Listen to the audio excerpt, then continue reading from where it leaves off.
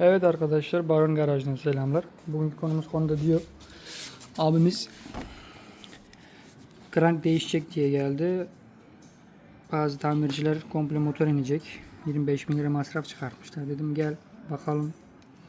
Baktık sesine göre crank değil kesin. Söktük abimiz motoru indirmeden. Kambili dağıtmış bilyeyi.